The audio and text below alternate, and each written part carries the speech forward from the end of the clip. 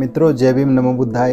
बाबा साहब डॉक्टर आम्बेडकर लिखित बुद्ध और उनका धम्म ग्रंथ वाचन की श्रृंखला में आइए सुनते हैं आज एक और अध्याय को। बाबा साहब डॉक्टर आम्बेडकर इस अध्याय की पहली पंक्ति में लिखते हैं कि जब मुख्य राज दरबारी उदाई इस बात को बेहतर ढंग से समझ गया कि राज दरबार की सुंदरियां अपने प्रयासों में असफल हो चुकी है और राजकुमार ने उनमें किसी भी प्रकार की कोई रुचि नहीं दिखाई, तब नीति कुशल उदाई ने राजकुमार से खुद बातचीत करने का निर्णय किया। राजकुमार से एकांत में मिलकर उदाई ने कहा, चूंकि राजा ने महाराज शुद्धोधन ने मुझे आपके सहृदय शुभ चिंतक मित्र के रूप में नियुक्त किया था, इसलिए मैं दिल से शुभ चिंतक मित्र की तरह आपसे बात करना चाहता हूँ। उदाई ने अपनी बात कहनी शुरू करी। वो कहते हैं कि किसी अहितकारी काम से बचाना, किसी खराब काम से बचाना और लाभदायक काम के लिए आग्रह करना, विपत्ति में साथ न छोड़ना, मित्र के ये 3 लक्षण होते हैं। यदि मैं अपनी मैत्री का आश्वासन देने के बाद भी आपके पुरुषार्थ के महान उद्देश्य से विमुख होने पर आपको समझाऊं नहीं, तो मुझ में मैत्री की कोई भावना ही नहीं रहेगी। छल कपट से भी स्त्रियों से प्रेम जताना अच्छा होता है। ये संकोच को दूर करने और खुद के आनंद के लिए भी लाभदायक है। महिलाओं के प्रति आदरपूर्ण व्यवहार करने और उनकी इच्छा अनुसार कार्य करने से महिला का दिल जीता जा सकता है। वास्तव में सद्गुण भी प्रेम का कारण बनता है। स्त्रियां आदर चाहती है। हे विशाल नयन राजकुमार, यदि आपका मन नहीं मानता तो भी ऊपरी मन से ही सही अपने सौंदर्य के अनुरूप शिष्टाचार से उन सुंदरियों को प्रसन्न करने का प्रयास करो। शिष्टाचार ही स्त्रियों की औषधि है, शिष्टाचार ही उत्तम अलंकार है और बिना शिष्टाचार के सौंदर्य पुष्प विहीन उद्यान के समान है। लेकिन अकेले इस शिष्टाचार का भी क्या लाभ? उनके साथ हृदय की भावना का मेल भी होना चाहिए। किंतु कठिनाई से हस्तगत हो सकने वाले संसार के काम भोग जब आपकी मुट्ठी में हैं, तो निश्चय ही आपको उनका तिरस्कार नहीं करना चाहिए, ये जानते हुए कि भोग विलास ही सबसे उत्तम लक्ष्य है। कई प्रतिष्ठित पुरुषों तक ने जुगुप्सित काम भोगों का सेवन किया है, तब इन प्रशंसनीय काम भोगों के सेवन में भला क्या दोष है? इस पर भी आप तरुण अवस्था में शक्ति और सौंदर्य से संपन्न होने के बाद भी इन काम भोगों की उपेक्षा कर रहे हैं, जिन पर वस्तुतः आपका अधिकार है और जिनमें सारा जगत आसक्त है।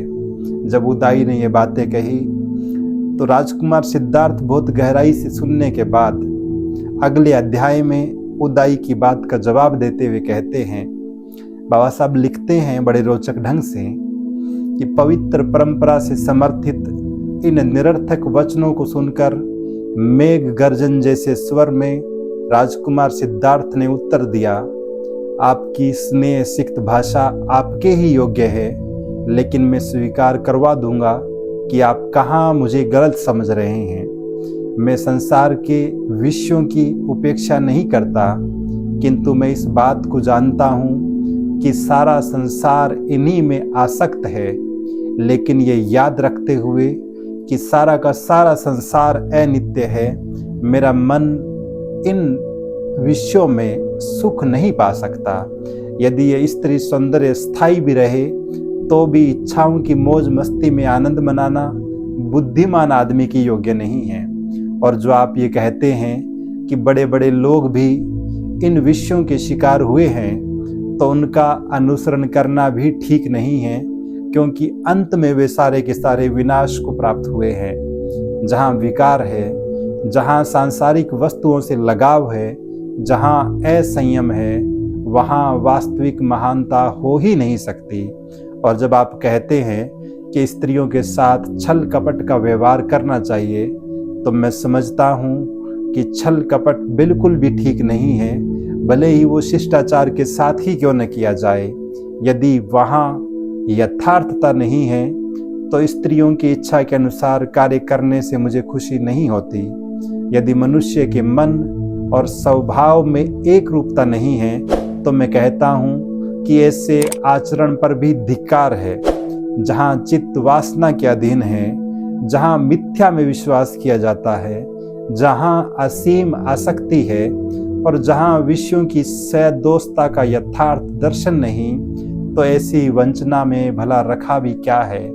और यदि वासना के शिकार प्राणी परस्पर एक दूसरे को धोखा देते हैं, तो ऐसे पुरुष इस योग्य नहीं कि स्त्रियां उनकी ओर देखें, और ऐसी स्त्रियां भी इस योग्य नहीं कि पुरुष उनकी ओर देखें। क्योंकि ये सब ऐसा ही है, इसलिए आप अवश्य ही मुझे अधम आनंद के कुपथ पर भटकने के लिए नहीं ले जाएंगे। राजकुमार सिद्धार्थ के सुनिश्चित दृढ़ संकल्प ने उदाई को निरुत्तर कर दिया। उसने राजा को सारा का सारा वृत्तांत जाकर सुनाया। जब सुधोधन को ये मालूम हुआ कि उनके पुत्र का चित्त किस प्रकार सांसारिक विषयों से बिल्कुल ही विमुख हो गया है, तो वे रात भर सो न सके। वे उसी प्रकार पीड़ित थे जैसे किसी हाथी के दिल में तीर लगा हो।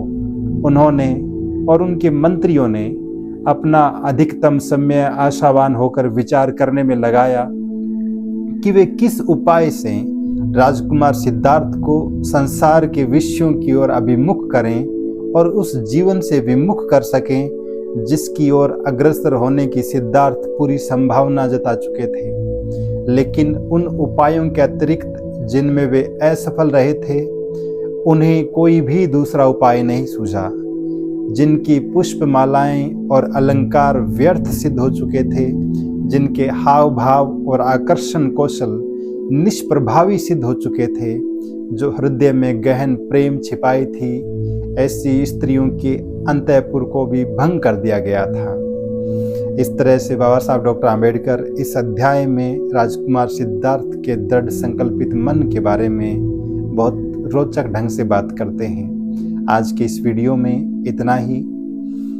कल एक नए अध्याय के साथ फिर मुलाकात होगी। आपको ये वीडियो कैसा लगा, अपनी राय कमेंट बॉक्स में ज़रूर लिखें।